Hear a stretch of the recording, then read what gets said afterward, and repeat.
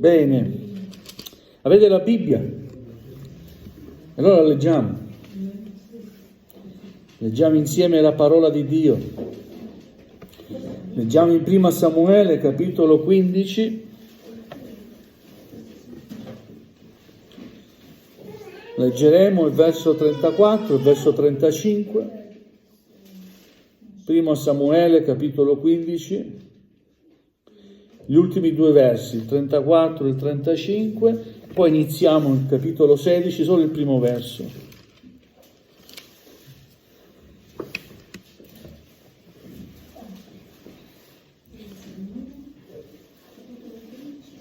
Primo Samuele, capitolo 15, versetto 34 e 35.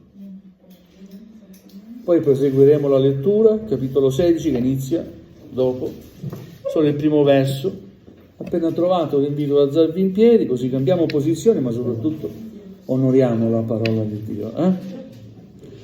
Chi può? A me non si può alzare, gloria a Dio. Inizio a leggere, Primo Samuele, capitolo 15, dal verso 34.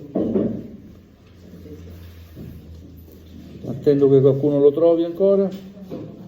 Questi versi nel Vecchio Testamento sono più difficili da trovare. Alleluia. Avete trovato? Dio sia lodato. Poi Samuele andò a Rama e Saul salì a casa sua, a Gibea di Saul. Samuele, finché visse, non andò più a vedere Saul, perché Samuele faceva cordoglio per Saul. E il Signore si pentiva di aver fatto Saul re di Israele. Il Signore disse a Samuele: fino a quando farai cordoglio per Saul, mentre io l'ho rigettato? Perché non regni più sopra Israele? Riempi d'olio il tuo corno e va. Ti manderò da Isai di Betlemme, perché mi sono provveduto un re tra i suoi figli.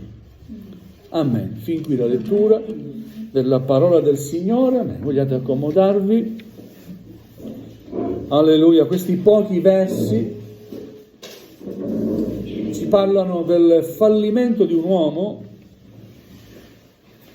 che era stato fatto re di Israele, il primo re di Israele, il re Saul. Ha fallito perché non ha adempiuto il volere di Dio. Alleluia. Prima di Saul, Israele non era una monarchia, non era uno stato monarchico, non aveva un re. L'autorità veniva rappresentata da uomini chiamati giudici, che erano anche profeti in Israele. E l'ultimo giudice in Israele fu proprio Samuele. Dio governava direttamente Israele per mezzo di questi uomini. Quale migliore sovrano di Dio? Quale miglior governatore di Dio stesso?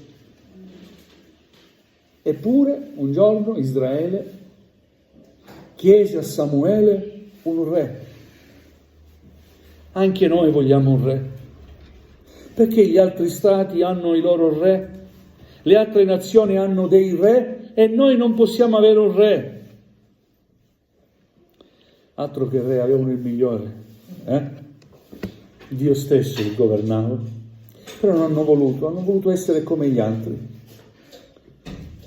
Fu scelto Saul, in quel momento era l'uomo più adatto. Ma non era il tempo di Dio. Poi in quel momento Saul era l'uomo che tra tutti poteva essere più adatto. Ed ecco che Samuele lo nomina, ungendolo d'olio, re di Israele, diventa re di Israele, inizia bene il suo percorso, ma poi via via si inorgoglisce e non pensa che la sua posizione è sottoposta al volere di Dio. si inorgoglisce, pecca. Samuele si dispiace, perché a un certo punto si rende conto che ha fallito, scegliendo Saul come re di Israele. Leggiamo che Samuele a un certo punto andò a Rama, che era una città dove lui abitava. Dopo una battaglia, Saul salì a casa sua, andò a Gibea di Saul.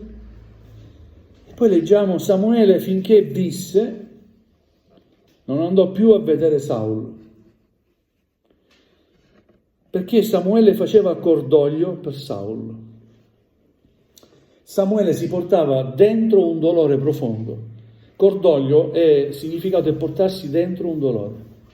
Viene accostato soprattutto alla morte, no? Quando perdiamo una persona cara, ci portiamo dietro un dolore.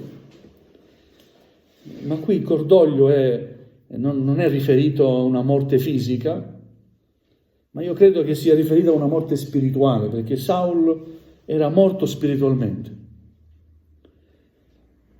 Tanto è vero che abbiamo letto, il Signore si pentiva di aver fatto Saul re di Israele.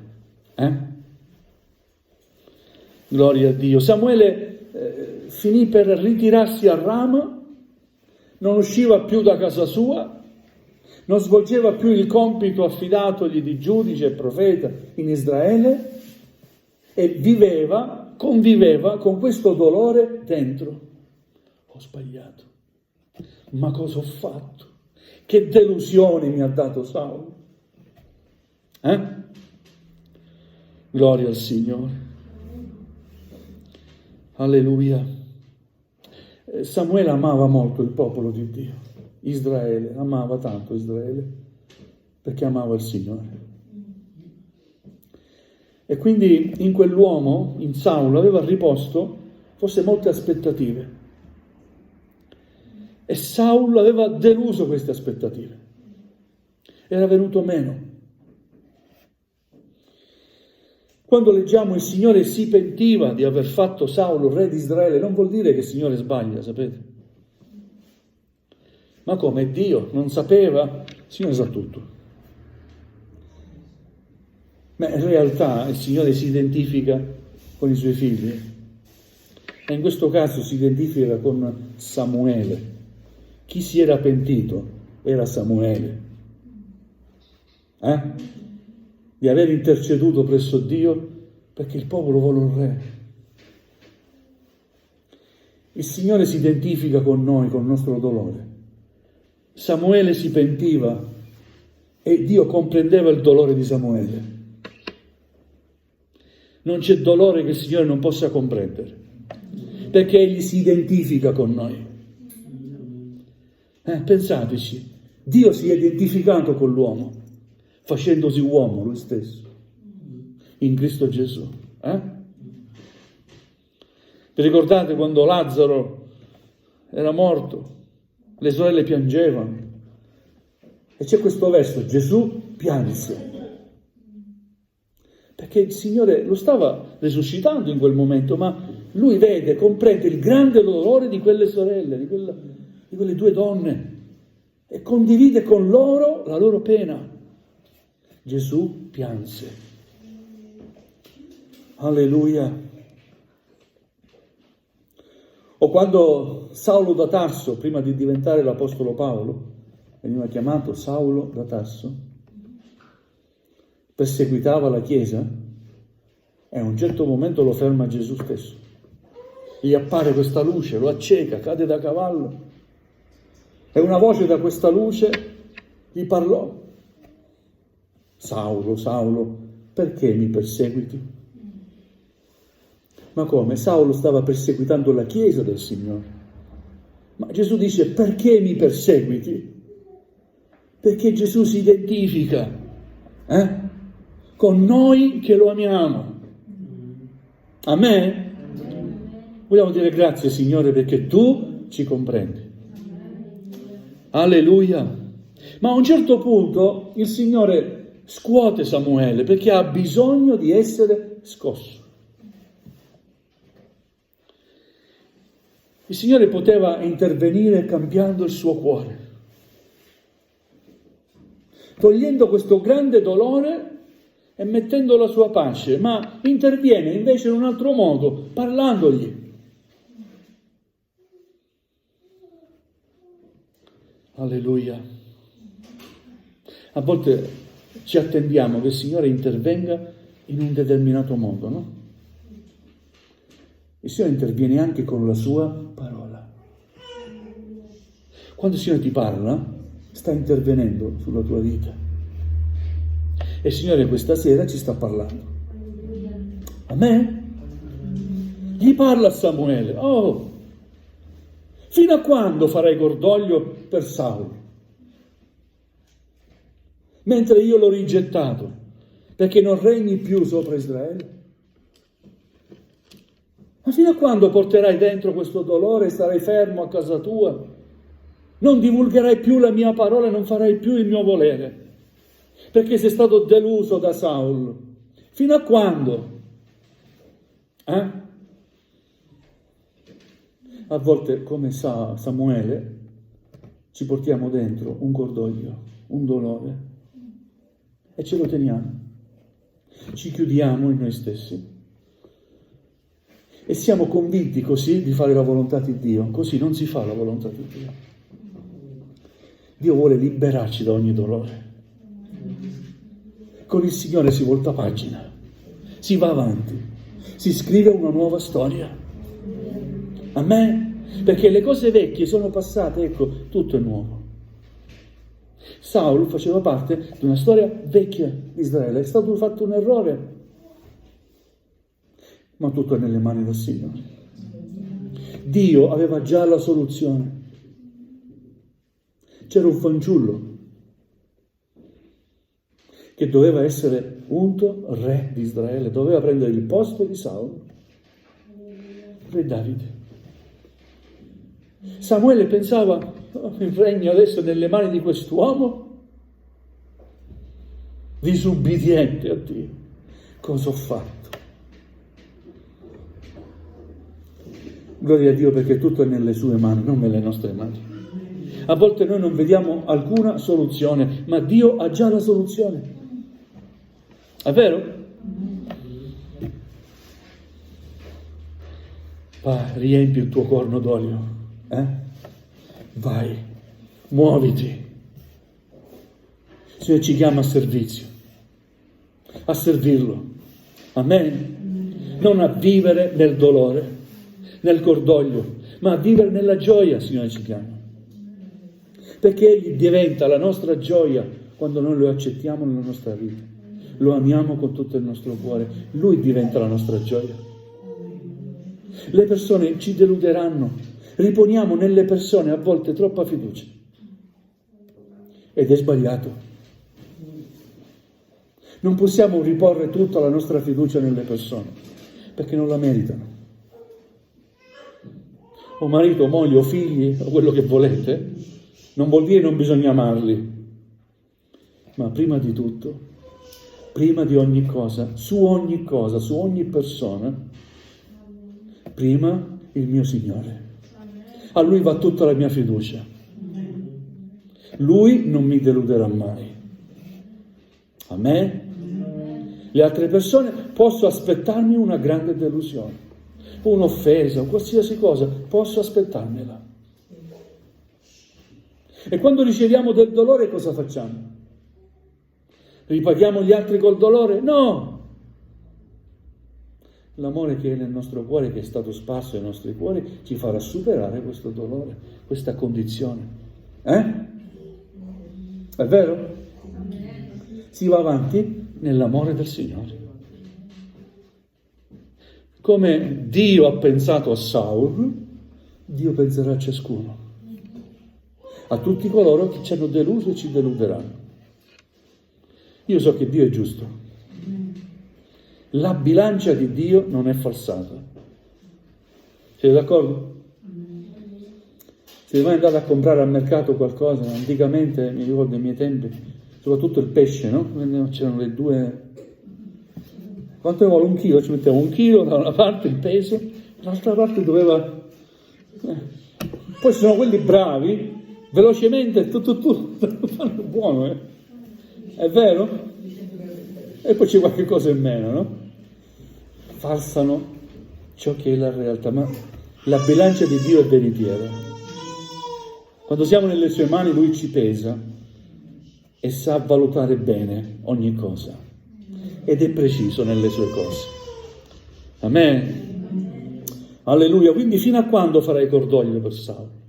Vai avanti, volta pagina. Prenditi il corno, riempilo d'olio. Vai a casa di Isai di Betlemme, perché mi sono provveduto un re tra i suoi figli. Questa volta è il Signore che sceglie. Io mi sono provveduto un re, stai sereno. Non sbaglierò. E infatti con Davide non ha sbagliato il Signore. È vero? Ancora oggi quando si parla di Davide in Israele, pensate, il simbolo di Israele chiamato la stella di Davide. Il re Davide ancora oggi è un nome che pesa per tutto quello che ha rappresentato per Israele, forte in battaglia. Ma ogni volta che vinceva salmeggiava al Signore. Riconosceva che ogni sua vittoria veniva da Dio. Riconosceva che è salito sul trono di Israele, ma è il Signore che lo ha messo lì. Pensate, era stato unto re di Israele, ma non è andato a reclamare il trono. Il trono era già occupato, era di Saulo. C'è un tempo per ogni cosa, vero? Saulo ha fatto il suo tempo, il suo corso, poi è morto in battaglia. E poi è venuto il tempo di Davide. Gloria a Dio, se Dio ci dà, nessuno ci potrà togliere. O no? Ma se Dio non ci dà, non potrai tu prenderlo, perché se non è nella volontà di Dio, stai sicuro che non ti apparterrà mai. Alleluia. Ma la cosa importante è comprendere che non possiamo vivere nel Signore portandoci dentro un cordoglio. Samuele non poteva esercitare il suo ministero vivendo nella delusione e nella tristezza per Saulo. Questa sera vogliamo chiedere al Signore che il nostro cuore sia libero. Qualcuno forse ti avrà deluso? Qualcuno. C'è una lista. Forse il tuo cuore è stato ferito? Sì. Io non è mai stato ferito nel cuore. Poi quando apri il cuore a qualcuno, è fatto. Ti feriscono. Le persone feriscono. Ma c'è uno che non ferirà mai. Anzi, ha la medicina giusta per sanare ogni ferita. Alleluia. E questa sera il Signore vuole darci questa medicina. Vogliamo voltare pagina. Fino a quando farai cordoglio? Basta. Certe volte mi è capitato di chiudermi in me stesso, passate settimane, ma posso continuare così? Il Signore mi ha fatto capire, devo andare avanti. Ancora la storia continua, non ti preoccupare, tutto nelle mie mani. E a volte vi dico umanamente parlando, Signore, ma perché? Poi ho capito, ma è inutile il passato, spiegare a Dio le cose. Lui le sa. Perché devo vantarmi davanti a Dio delle mie ragioni? Ho imparato solo a dire, Signore, tu sai, tu hai visto, tu vedi. Non c'è nulla che ti è nascosto. Ma io voglio continuare a servirti, Signore. E questo siamo chiamati a fare, ad andare avanti e a servire il Signore. Il cordoglio non può far parte della nostra vita, perché nella nostra vita c'è Gesù. E Gesù porta felicità, gioia, serenità, vero? Dolcezza, amabilità. Questo è il Signore. Avere Gesù nel cuore vuol dire questo. E soprattutto desiderare profondamente di compiacerlo. Quando accetti Gesù nella tua vita, desideri profondamente compiacerlo. Perché sai, tutto il suo amore, inspiegabile a parole, è giunto dentro di te nella tua vita. Hai capito che il Signore ti ha salvato. Ti ha tolto da una sorte non buona, da una morte eterna. E quindi, Signore, io ti ringrazierò tutti i giorni della mia vita. Non ora ti dico grazie e basta per sempre. No. Io voglio servirti tutti i giorni della mia vita. Voglio fare la tua volontà, Signore. Sono qui, dimmi, cosa vuoi che io faccia per te, Signore? Non voglio vivere nel cordoglio. Voglio vivere nella gioia che è in Cristo Gesù. Dobbiamo chinare il nostro capo, gloria al Signore. Alleluia.